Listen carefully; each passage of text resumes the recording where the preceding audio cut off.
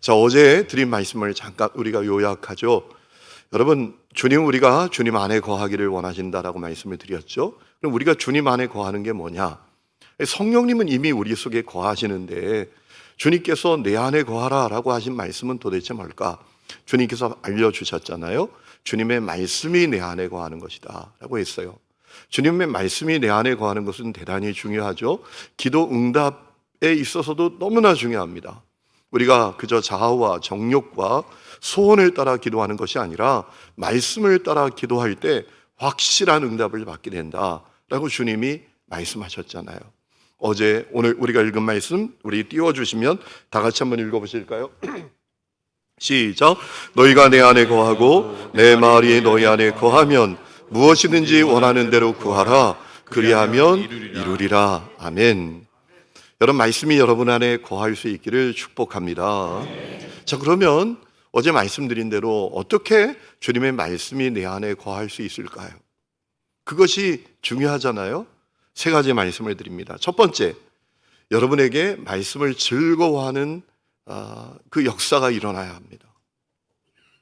여러분, 시편 119장을 보면 시편 기자는 말씀에 대해서 특별한 태도를 갖고 있구나라는 사실을 확인하게 됩니다. 그가 말씀을 즐거워하는 거예요. 말씀을 기뻐하는 거예요. 자, 시편 119장 103절 말씀에 보면 이렇게 고백했습니다. 우리 다 같이 읽어보시죠. 시작. 주의 말씀에 마치 내게 어찌 그리 단지요 내 입에 꿀보다 더 다니라 라고 했습니다. 여러분, 말씀을 얼마나 즐거워하면 말씀이 꿀이래요. 여러분, 누구에게나 다 말씀이 꿀은 아니잖아요. 말씀을 즐거워하니 말씀이 꿀인 거예요. 저는 두리안을 참 좋아하거든요. 저희 식구들은 질색을 합니다. 제발 그 두리안 좀 먹지 말라고. 얼마나 두리안을 좋아하는지. 또 이런 얘기하면 안 되는데 또 두리안을 막 사오시는데 그냥 참고만 하시라는 거예요. 냉동 두리안이 요즘은 나와요. 그래서 그걸 사다가 이렇게 먹으면 식구들이 막 문을 다 열어놓고. 여러분, 다 좋아하는 건 아니에요. 누구에게나 다 꿀은 아니라고요. 말씀을 즐거워하니까 말씀이 꿀이랍니다.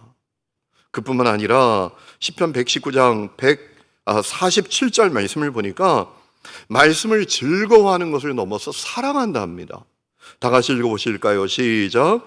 내가 사랑하는 주의 계명들을 스스로 즐거워하며. 내가 사랑하는 주의 계명, 말씀을 즐거워하는 정도가 아닙니다. 사랑한다 합니다. 얼마나 말씀을 즐거워합니까? 그리고 더 나아가서 말씀을 돈을 즐거워하는 것처럼 좋아한다 라고 했어요. 시편 119장 14절입니다. 다 같이 읽읍시다. 시작. 내가 모든 재물을 즐거워함 같이 주의 증거들의 도를 즐거워하였나이다. 아멘. 말씀을 얼마나 좋아하는지요, 즐거워하는지 돈을 즐거워하는 것만큼 말씀을 즐거워한대요. 여러분에게는 어떠십니까? 여러분도 그러십니까? 우리 지방의 어려운 교회 목사님 자녀들이 저를 참 좋아해요. 왜냐하면 제가 만날 때마다 돈을 주니까. 여러분, 정말 저를 위해서 기도해 주세요. 나이를 먹고 있어요.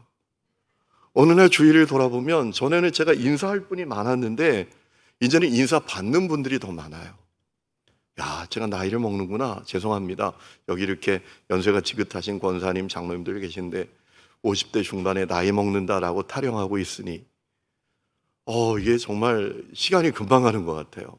전에는 만나면 목사님 잘 계셨어요. 먼저 인사해야 될 분들이 많은데 이제는 인사해야 될 분들이 점점 줄어들고 인사를 받는 그런 위치에 많이 있게 된 것 같아요. 우리 어려운 교회 목사님들 자녀들 만나면 그래서 제가 돈을 줘요. 그 목사님, 그 아이의 목사님 부모된 그 목사님들이 그러죠. 야, 인사해야지. 그러면 아이들이 막 패배 몸을 꽈요. 부끄러워해요. 근데 제가 쓱 가까이 가서 때로는 10,000원짜리, 큰 애들은 50,000원짜리 이렇게 접어가지고 이리 와봐, 손 좀 줘봐 하고 딱 쥐어주면 와, 그 부끄러움이 싹 사라지더라고요. 감사합니다! 그래요. 그리고 다음에는 만나면 제 주위에 와서 빙빙 돌아요. 아이들도 그렇게 돈을 좋아하더라고요. 여러분도 돈 좋아하시죠? 돈 즐거워하시죠? 솔직하게. 여러분, 이 시편 기자가 돈을 즐거워하는 것만큼 말씀을 즐거워한대요.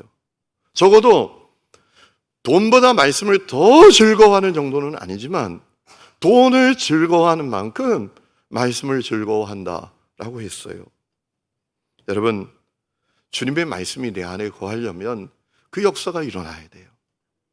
여러분, 내가 말씀을 좋아하지 않는데 어떻게 주님의 말씀이 내 안에 거할 수 있겠어요? 말씀을 좋아해야죠. 여러분, 오늘부터 여러분에게 말씀이 좋아지는 역사가 있기를 축원합니다. 그럼 어떻게 말씀을 좋아할 수 있을까요?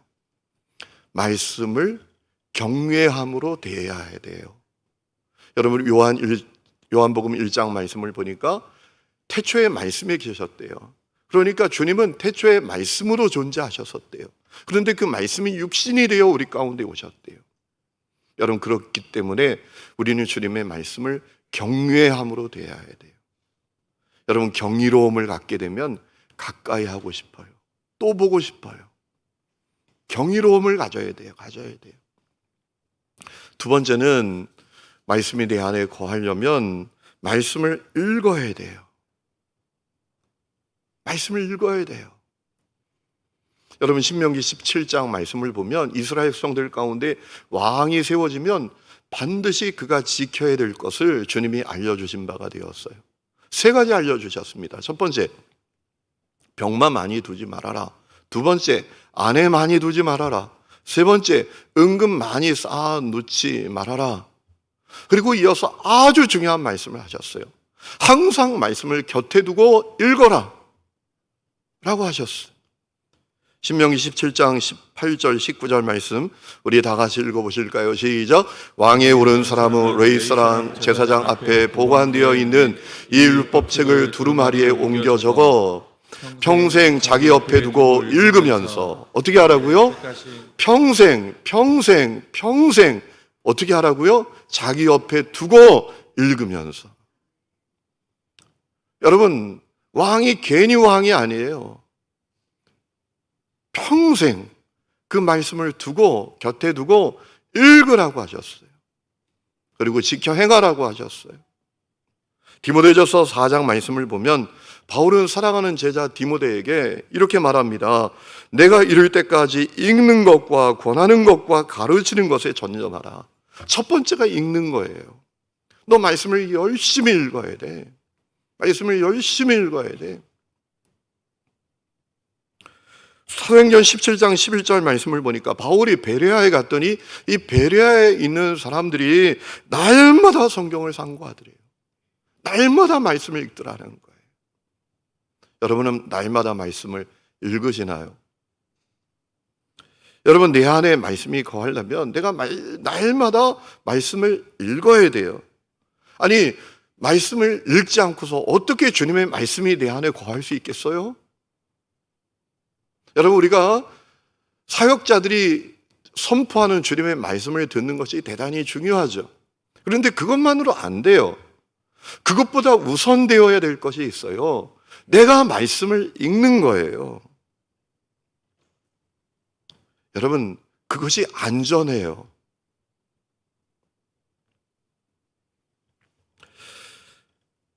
요즘은 사람들이 유튜브를 많이 봅니다.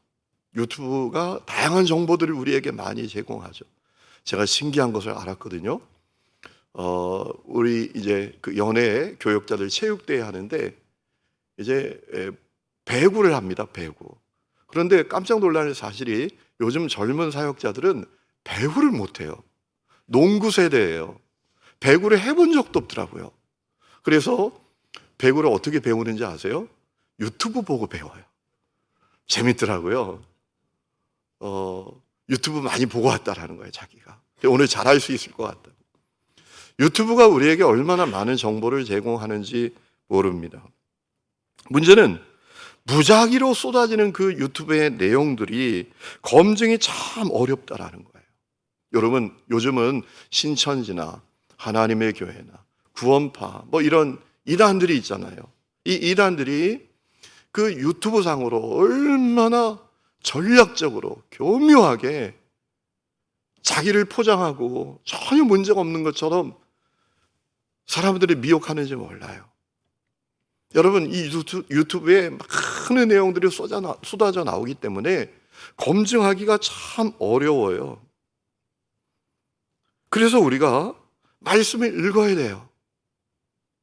여러분, 사실 말씀을 해석하여 선포하는 것은 대단히 늘 떨리고 두려운 일이에요. 마틴 루터가 했던 유명한 얘기가 있습니다. 이렇게 얘기했어요. 해석자가 성경을 해석할 수는 있지만 성경 위에 결코 군림할 수 없다. 성경을 독점하려 하거나 성경 위에 군림하려고 하는 자가 있다면 바로 그 자가 적그리스도다라고 했어요. 말씀을 잘못 해석하여 잘못 선포하는 사람들이 너무나 많았던 거예요. 마틴 루터 때에도. 말씀 위에 자기를 높이는 자들도 있었다라는 거예요. 여러분, 그렇기 때문에 우리가 가장 안전한 길은 이 성경을 읽는 거예요. 여러분, 저는 그런 생각을 해봤어요. 왜 사람들이 그렇게 자꾸 유튜브를 볼까? 금방 답이 생기더라고요. 너무 쉬운 거예요. 그냥 10분, 20분 들여다보면 되잖아요. 다른 거 하면서도 그냥 소리만 들으면 되잖아요. 쉬운 거예요. 근데 말씀을 읽는 것은 이게 쉽지 않아요. 시간을 내야 돼요. 집중해야 돼요. 그렇죠? 이게 너무 어려운 거예요. 쉽지 않은 거예요. 그러니까 쉬운 것을 택하는 거예요. 여러분, 말씀을 읽으시기를 축복합니다. 말씀을 열심히 읽으시기를 축복합니다. 그것이 사는 길입니다. 그것이 정도입니다. 세 번째는 말씀의 조명을 받아야 돼요. 그래야 주의 말씀이 내 안에 거하게 됩니다. 여러분, 하나님의 말씀은 특별 계시입니다. 이 계시란 말의 의미가 뭡니까? 열어 보이다 라는 뜻이잖아요. 열게 보일시 라는 것 아니겠어요? 하나님의 마음과 뜻을 열어 보이는 것이 계시예요. 여러분, 계시는 두 가지 종류가 있어요. 일반 계시가 있고 특별 계시가 있습니다. 일반 계시는 뭐죠? 이 자연의 질서, 또 역사, 문화, 예술, 양심과 같은 것들이죠.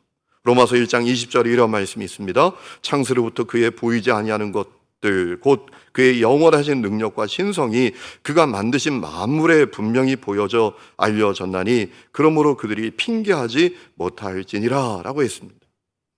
여러분, 이 자연의 질서가 일반 계시예요. 그런데 한계가 있어요. 자연의 질서를 통해서 하나님의 마음과 뜻을 우리가 아는 것은 한계가 있어요. 왜? 전적으로 타락한 인간들이 이 자연의 질서를 파괴하는 거예요. 여러분, 점점 더 더워지잖아요. 겨울에 장마가 나요. 여름에 저 중동에 보면 막 눈이 오기도 하잖아요. 자연의 질서가 인간의 죄로 말미암아 파괴되므로 우리가 자연의 질서를 통해서 하나님의 마음과 뜻을 아는 것은 점점 더 어려워지고 있어요. 사람의 양심도 자꾸 타락해 가잖아요. 그래서 이 일반 계시를 통해서 우리가 하나님의 마음과 뜻을 아는 것은 너무나 어려워졌어요. 하지만 우리가 하나님의 마음과 뜻을 확실히 알 수 있는 것이 있어요. 이 성경입니다. 성경. 그래서 이 성경을 하나님의 마음과 뜻을 알 수 있는 특별 계시라고 부릅니다. 이 성경이 하나님의 마음과 뜻을 너무나 확실하고 정확하게 우리에게 알려준다라는 겁니다.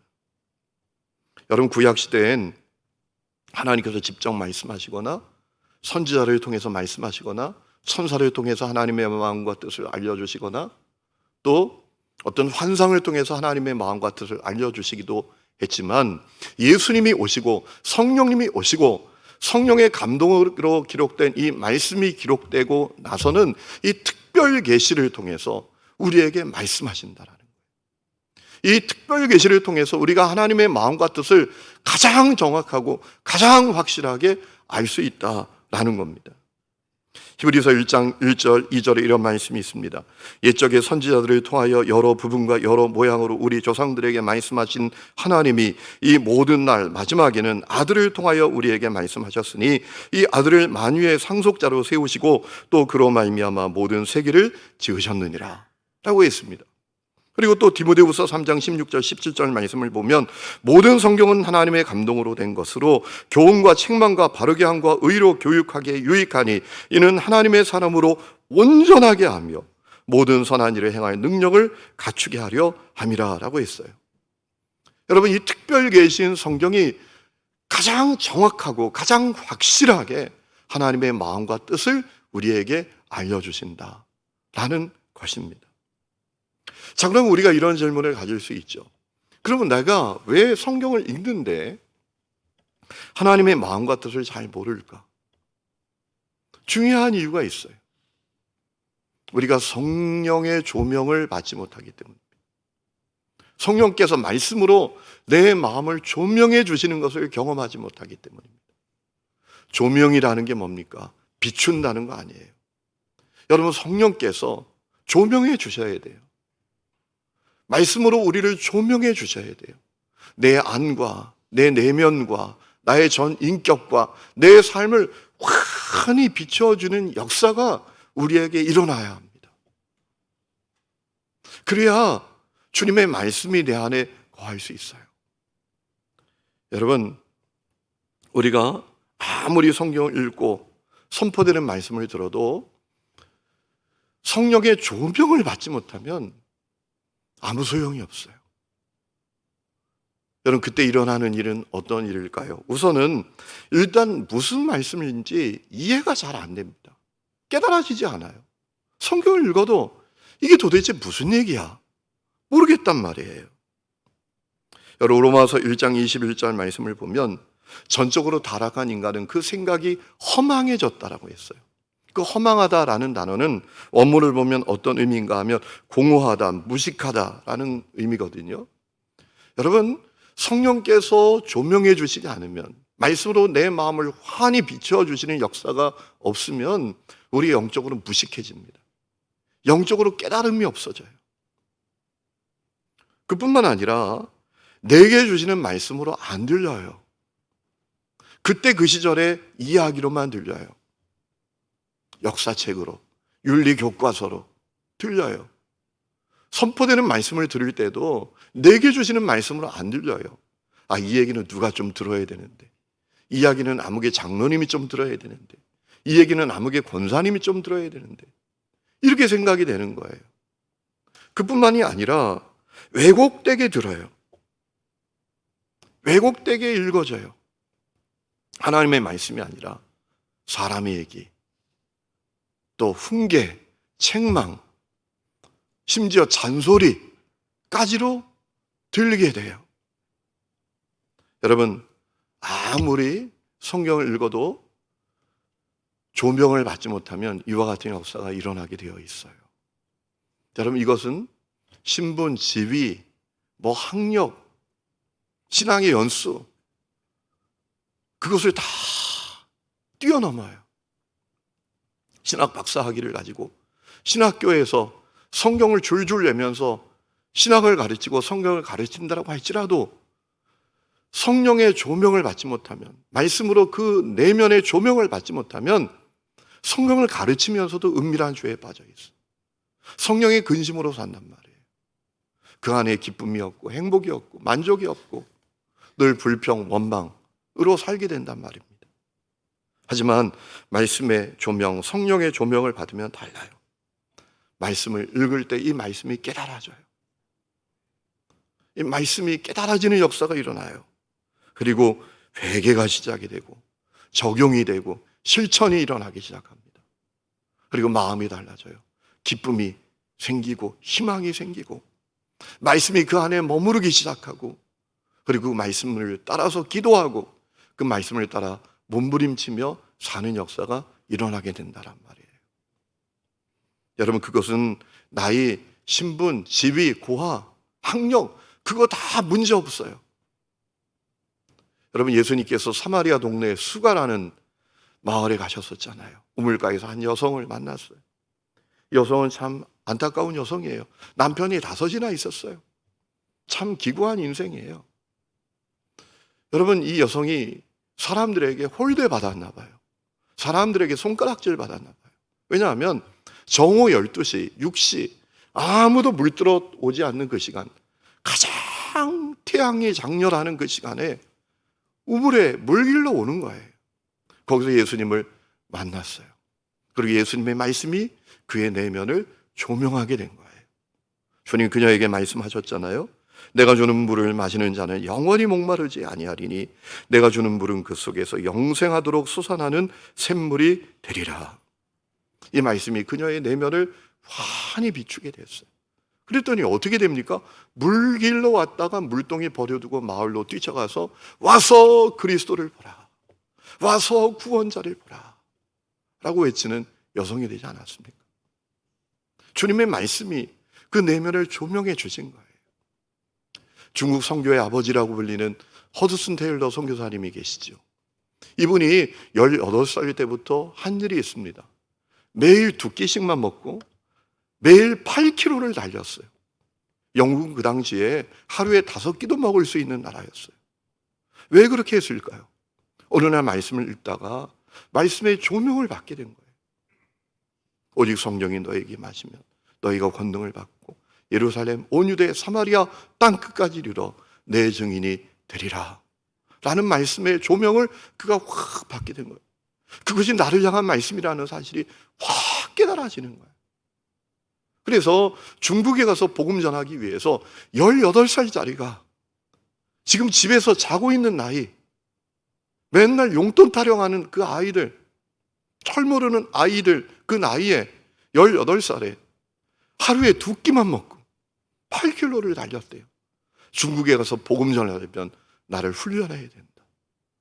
그래서 여러분 어떤 일이 일어났습니까? 지금 중국에 1억 명이 넘는 그리스도인이 생기게 됐잖아요.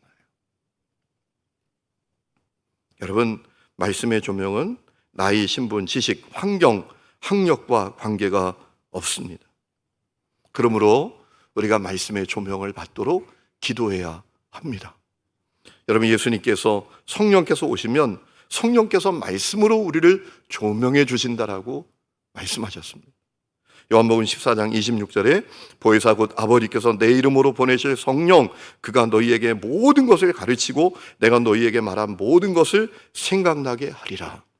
이 말씀은 성령님이 우리의 마음을 말씀으로 조명해 주실 것을 말씀하신 거예요. 여러분, 이 역사가 우리에게 일어나야 합니다.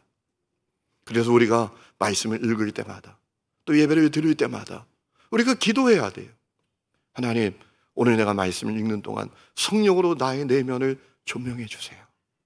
내가 말씀을 깨닫게 해주세요. 내게 주시는 주님의 음성을 듣게 해주세요. 이렇게 기도해야 돼요.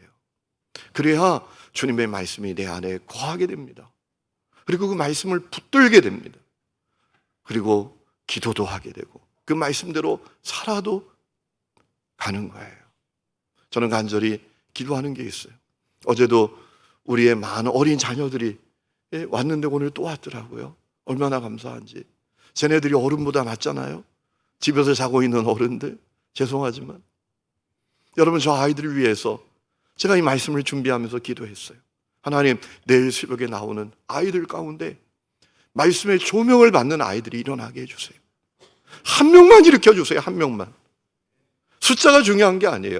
한 명만 말씀의 조명을 제대로 받으면 허드슨 테일러처럼 중국을 살리는 거예요. 여러분, 그 역사가 일어나도록 기도하시기를 축원합니다.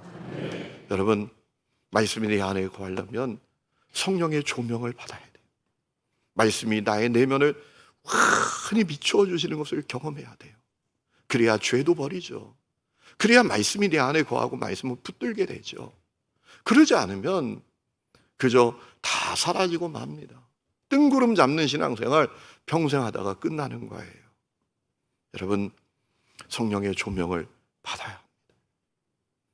그래야 말씀이 내 안에 거하는 거예요. 자, 오늘 3가지 말씀드렸습니다. 따라합시다. 말씀을 즐거워하자. 말씀을 읽자. 성령의 조명을 받자. 성령의 조명을 받아야 합니다. 우리 이 시간에 찬양 부르고 기도하다가 돌아갑니다. 말씀 앞에서 찬양하겠습니다.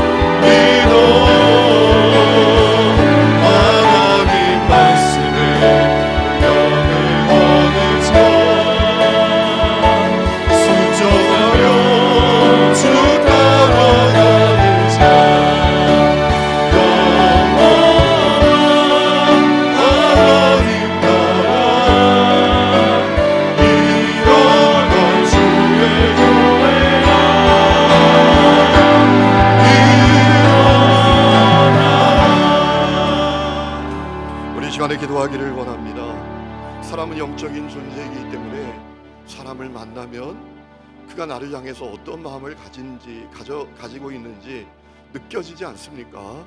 이 사람이 건성으로 나를 대하는지, 진정성 있게 대하는지, 이 사람이 즐거움으로 나를 대하는지, 그저 마지못해 나를 대하는지 우리가 알고 있지 않습니까? 여러분, 하나님은 전지하세요. 우리 마음의 중심을 왜 모르시겠습니까? 여러분, 주님의 말씀을 어떻게 대하고 계세요? 즐거워하십니까? 우리가 그렇게 돈을 좋아하는데 돈을 좋아하는 만큼 하나님의 말씀을 즐거워하고 있습니까? 말씀을 늘 내 옆에 두고 그 말씀을 읽고 그 말씀을 가까이 하고 있습니까? 성령의 조명받기를 여러분 간절히 구하고 있습니까? 주님, 제가 말씀을 아무리 읽어도 깨달아지지 않아요. 주님, 말씀의 조명을, 성령의 조명을 나에게 허락해 주세요. 이 기도 제목 갖고 여러분 금식하며 기도해 본 적이 있으십니까? 우리가 영적인 이 일에 얼마나 관심이 없는지, 우리가 얼마나 건성으로 믿음의 길을 걷고 있는지 우리 자신을 볼 때 얼마나 안타깝습니까? 이 시간에 기도했으면 좋겠습니다. 주님, 주님의 말씀이 내 안에 거하기를 원합니다. 그리하기 위하여 내가 말씀을 즐거워해야 되겠습니다. 내가 말씀을 읽어야 되겠습니다. 성령이여, 나의 내면과 나의 삶, 나의 숨겨진 그 부분까지라도 조명해 주옵소서. 그리하여 변화되게 하옵소서. 말씀으로 기도하게 하시고 승리하게 하옵소서. 우리 두 손 높이 들고 주여 세 번 힘차게 부르고 우리 10분간 간절히 기도하다 돌아갑니다. 주여, 주여.